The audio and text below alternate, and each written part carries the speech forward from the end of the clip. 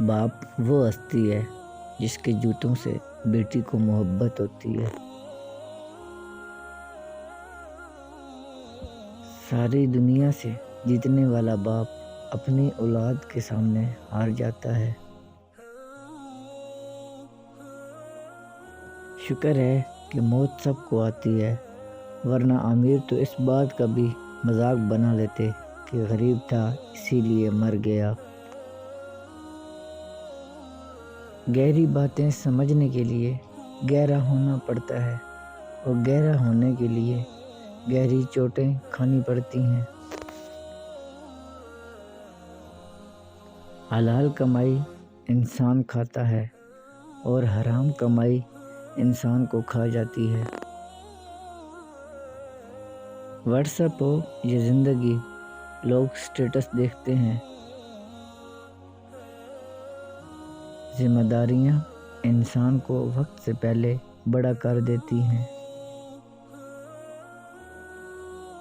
اکیلے رہنا بری صحبت میں رہنے سے بہتر ہے۔ سہنے والوں کو اگر صبر آ جائے تو کہنے والوں کی اوقات دو کوڑی کی رہ جاتی ہے۔ انسان کا سب سے بڑا دشمن اس کا اپنا غصہ ہے۔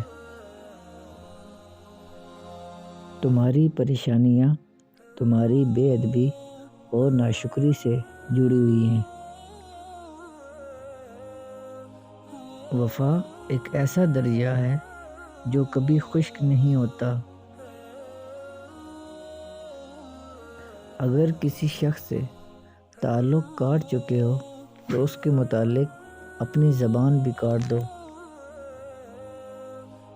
صبر کرو، جہاں تم اندھیرے میں ہو وہاں صبح ہونے والی ہے۔